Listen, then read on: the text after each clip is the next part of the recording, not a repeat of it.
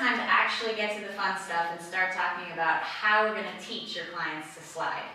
Yeah, that's a big topic because sort of proper technique not only allows them to do it effectively, but also be safe and comfortable and feel like they're getting the most out of their workout. Absolutely. So I guess the first thing that we always start with is making sure that your blocks are inserted into the slots correctly and securely. So I've heard you during class sort of make a quick announcement before class starts, or if you are asking people to make a block adjustment for a new exercise, everybody just double check your blocks, make sure they're in securely.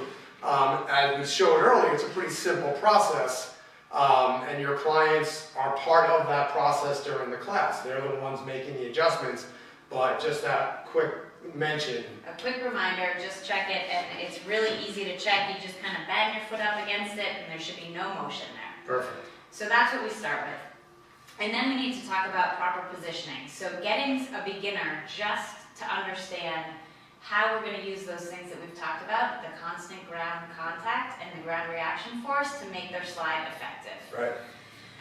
I like to start by using a pole or something to teach them correct positioning before we even get going. So you might do this as a demo in front of a group real quick just so they get the concept. Absolutely. Okay. And then if somebody's having trouble, sometimes I even walk over and say, here, try this. And I think that's a key point, right? I mean, as you've gone through classes, you're leading the class with, the ability to sort of exercise on your own board, but there are times that you're getting off your board and working the room a little bit.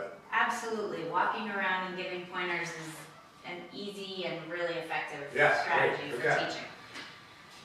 Okay, so I like to have people start by showing them this really athletic stance that you want to be able to get yourself into.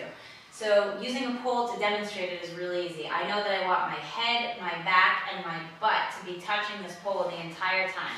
So then I stand right up against one of these blocks, and it's important to have my foot really squarely in the middle of this block and be able to push off of it. Then again, I'm using that constant ground contact and that ground reaction force, maintaining my athletic stance and really being able to push to that opposite side. And I think everyone can see from that profile shot that ability for you to maintain that nice posturing, right? Sometimes people that might do this sort of incorrectly or might be new to it, that's kind of a big groundbreaking thing for them because they're so used to, as their life is going on, sitting in cars, sitting at desks, more of a slumped type of posturing.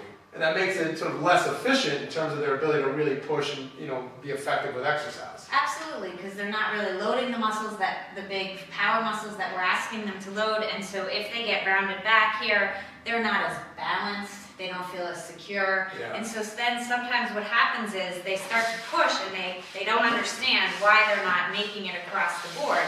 Well, they're not using their big powerful muscles, and they're not using that ground reaction force of being able to load and explode. So we really want somebody to kind of sit into that board, really get into their athletic stance, use all these big muscles, and really push themselves across that slide. And you just said a great word there, sit, right? Sit into the board. As soon as you do that, you're dropping your backside down. That's going to really turn on those glute muscles, really help to make them powerful, as opposed to some people, again, you mentioned some people that struggle, where they might just kind of move their knees forward and try to push off that. Exactly. This does not work. You're really going to have a hard time getting. And so then you're going to see your clients trying to scoot themselves the rest of the way. Two things can happen here. One, I can tell them, let's move that block into your middle ring so that you can gain confidence.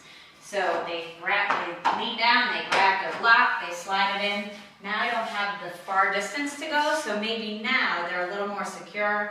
They say, okay, I can relax, I can sit down into that board, and I don't have quite as far to go. Once they get the hang of this, then you just move that block right back out, up the distance for them, and away they go. And that's such a universal concept in all aspects of exercise. I mean, start with their success, right? Make them confident, secure, and then build from there. Absolutely. Make them feel like a rock star, which is pretty easy to do early on.